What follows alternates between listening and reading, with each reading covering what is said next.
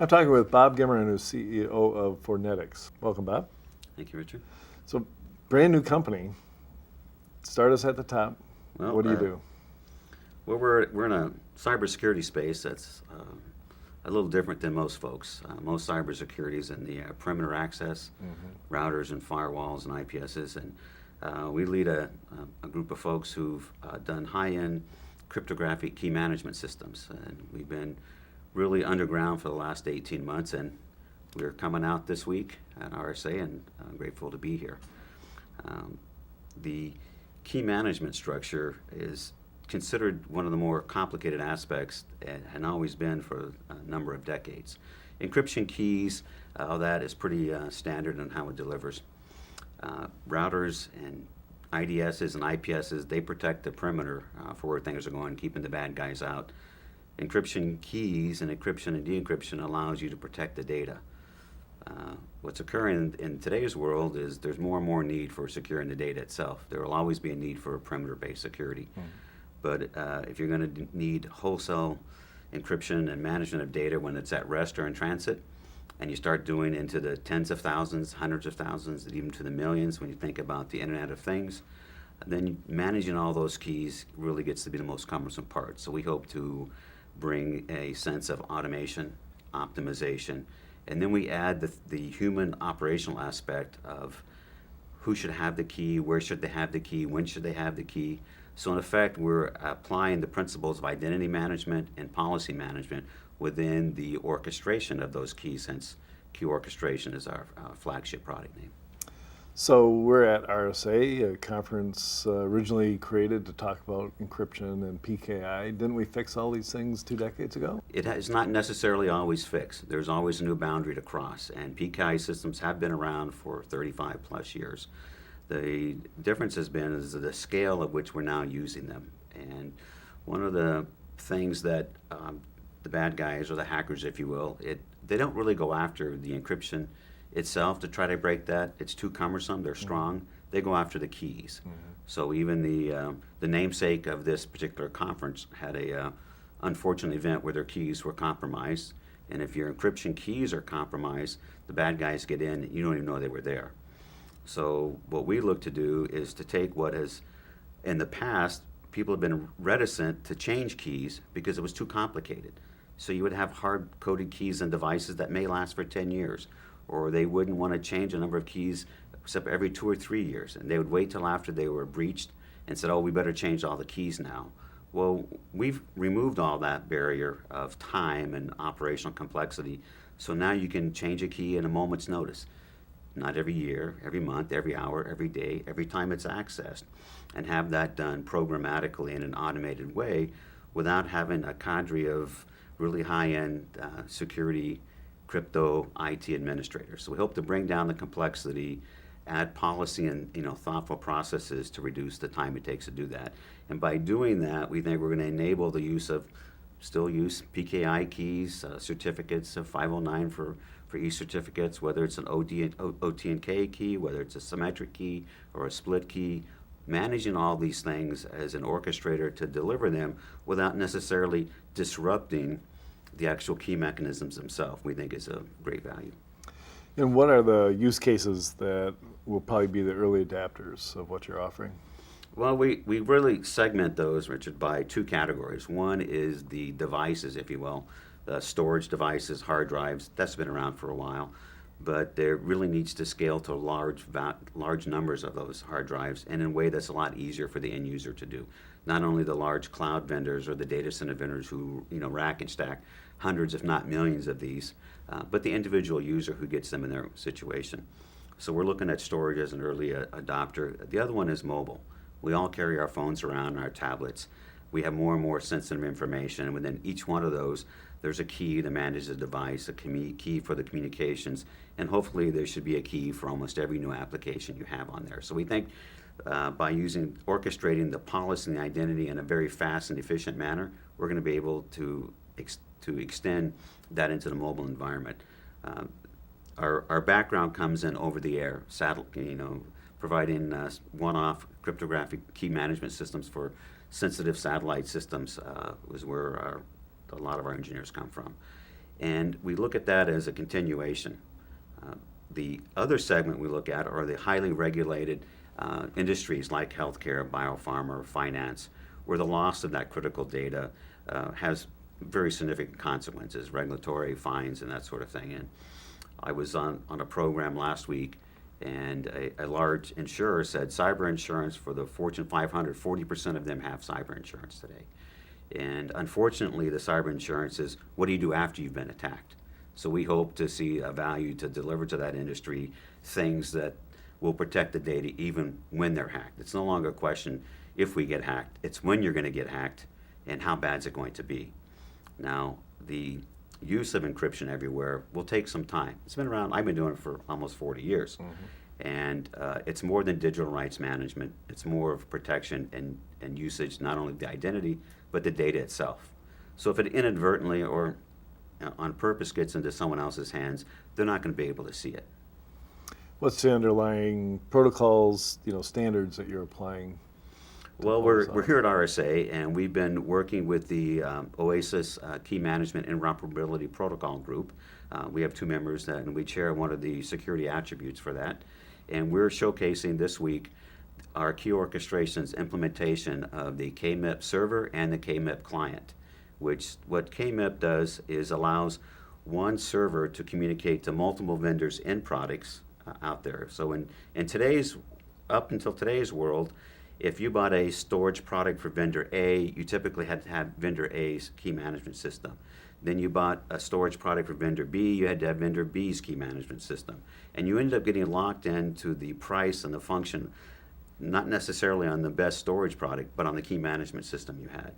With the OASIS KMIP specifications as an open standard, you'll be able to consolidate within a single key management server, and we hope that choice is key orchestration. And this week, we are the only vendor, even though we're surfaced in 2 days, that has both a KMIP compliant client and a KMIP compliant server. So we're demonstrating that today. So for a CIO who's looking inside his own typical enterprise, what indicators would he be looking for, he or she, for the fact that he even needs a key management solution? Well, Richard, the unfortunate thing is they don't recognize that, and the signifier that's come along these days is they hear about it in the press. They get hacked, their data stolen. They then start to investigate where that comes, and they say, well, isn't this stuff encrypted? Don't we have stuff at the firewall and the perimeter? Well, yeah, we got breached and the data was taken. Well, how can we protect it? So they're just becoming to the realization that we need to do, not for everything that we store in our enterprise, but we need to take sensitive data areas and we need to encrypt that data. And then they have a learning path to say, well, okay, let's encrypt everything. And then they start to see the cost of encrypting. And it's not so much the cost of the hardware and equipment or the software that goes into it, but it's the human cost, the operational cost, the training, the skilled personnel, the policy manager, the IT administrator. So that's when they start to recognize the total cost of the solution. I think we're going to see a number of changes in when they get recognized. People, CIOs lose their jobs, CEOs lose their jobs because they have these breaches that occur to them. I think it's up to us in the industry to point out what we can do for them and how they can see these notifications or signifiers that they need it. So in key management, I see there's enrollment and signing, writing, and distributing keys, and then probably the hardest task is revoking or rekeying. How do you help on that side? Well, one of the things we do is, since we have implemented a identity and policy and a workflow and an auditing and tracking system, we know that we're in the past, or even currently today, there are multiple people. My job is to get the key, to hand it over to someone else who then verifies the key, and then looks at the policy, who moves the key then to another grid view that passes it out to the end device and then waits for a response. So we've taken this transfer among the human factor and put it into our policy management. So that there's a simple job control you can kick off that says, I want to rekey these 200 Apache servers that are doing my web service or my e-commerce. We click off what you want to do. We go to the identity for each one of those to determine that a device has an identity, what policy it has, and then we also can interrogate it to understand, can it accept this new key and what's its current state? We then transfer that key, load that key, verify the key, and then we actually go through a process to restart the Apache server in this particular case. So we have a demonstration we're showing where we're taking 20 of those Apache servers and we're doing a rekey to all of them, verifying it's rekeyed, and we do it in less than 5 seconds. And so even the human factor of moving from one cut and paste application to another cut and paste application is prone to errors and takes much more time.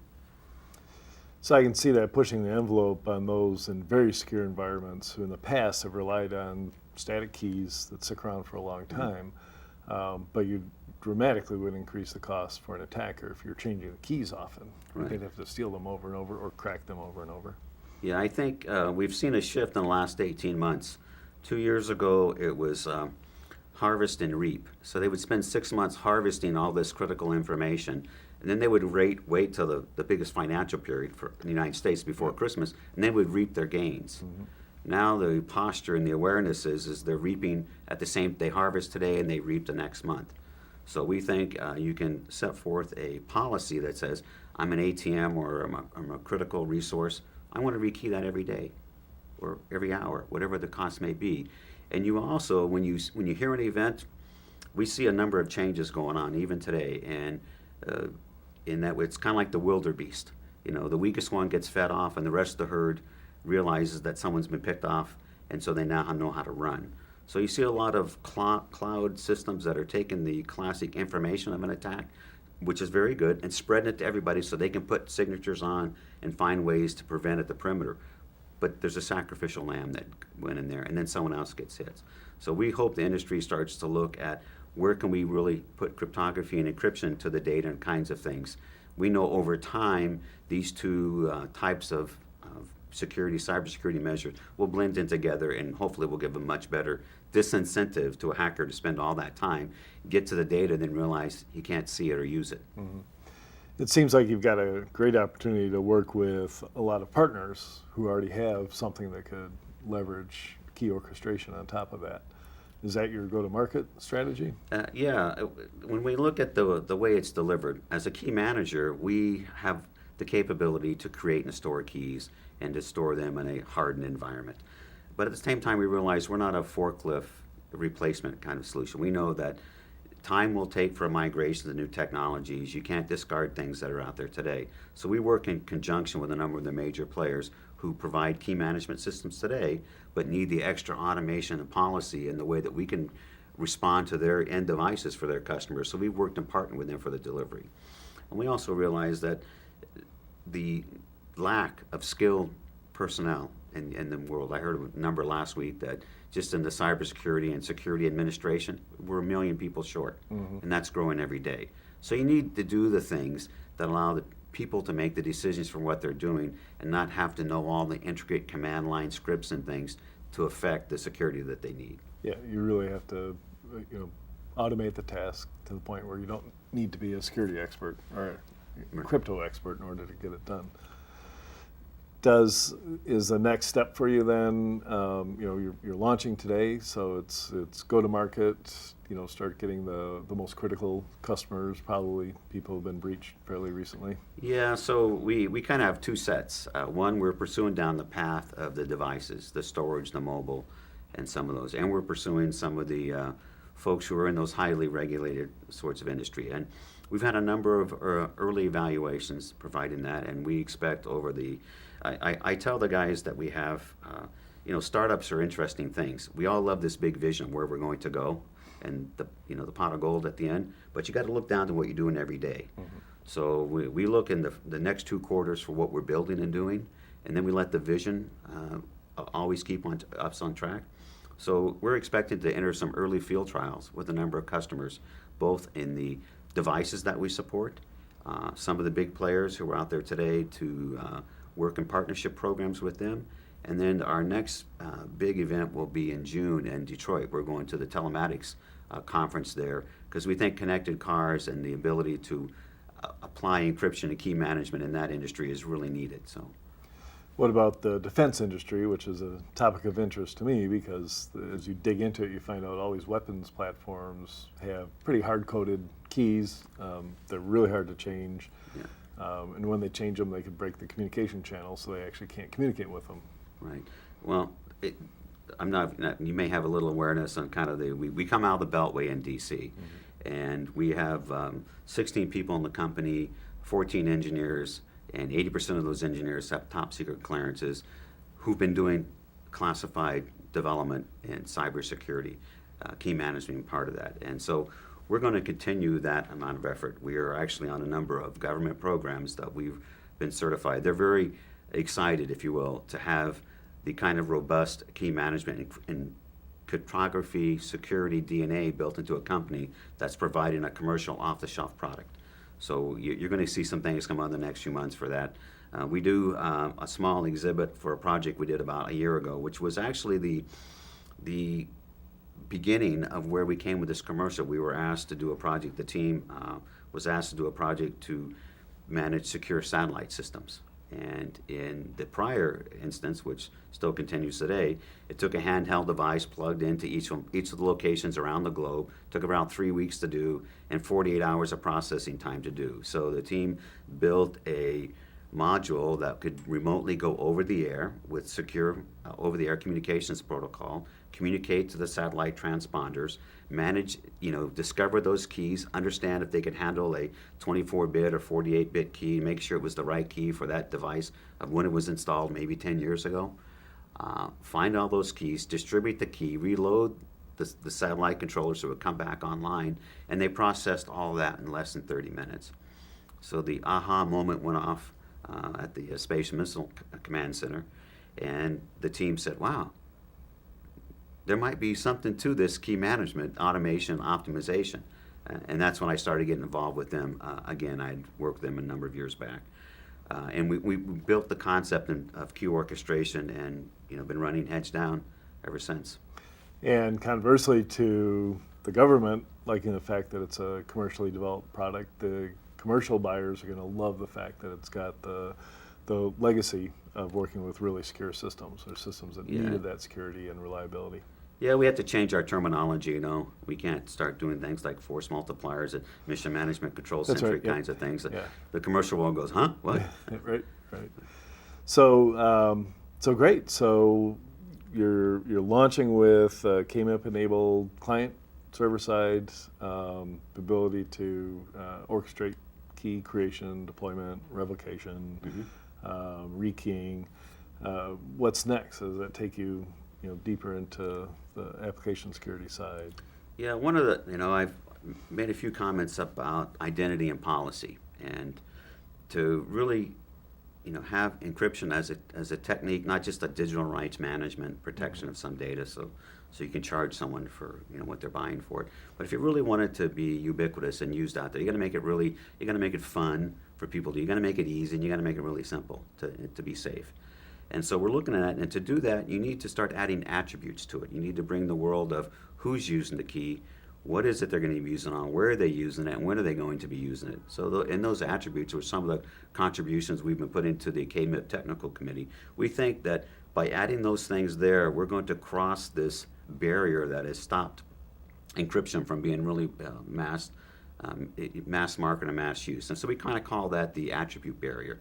And we think we're leading the charge to cross it over. From that and the longer vision, keep working, guys, but the longer vision is the world is changing so rapidly. If you went back, when I was younger and you looked at an encryption, you needed a big, heavy chipset. It cost a lot of money. You had a TCM module. Now you're getting AES encryption on the very chips coming from the major semiconductor providers. That gives you the processing power and capability to have a secure root of trust from the very chip level on up. So now you can deliver a key to that. And that's going to be really important when it's more than 100,000 keys, when it's 10 million keys, 100 billion keys, 2 trillion keys. This is the Internet of Things. So taking it to the next level, we have a micro-level encryption capability. Will give you the high frequency that you need to ability to change keys. It will give you the high function that you can provide that, and will give you in a form factor. Today, we've done things in a very small form factor, Raspberry Pis and lower. But it's going to really need to go down to the chip level. So we really see that as kind of like, we like to term things the encryption horizon. So we think the next goal is around 2020. We should be able to affect an encryption horizon where now encryption is embedded in many of the day-to-day products and things we use, so that the end user be it a human or a machine trying to communicate with other machines, doesn't even think about this, that its data is encrypted. It just sees it as secure data. So we see the next 100 years as kind of the secure data revolution that's going to go up the stack, down the stack, and horizontally across everything we do. And 20 years from now, I think people will look back and go, "What? You didn't do this to your data? Oh, how barbaric! That was like the Stone Age." That's right. We were so trusting back Yeah, then. we were so trusting. Bob, thank you for that long-term vision and for introducing us to this new product as it launches. Very exciting. Well, Richard, it's been my pleasure to be here. I mean, discussing with someone such as you that understands where we're coming from and come understand where we're going has been a real pleasure. Thank you.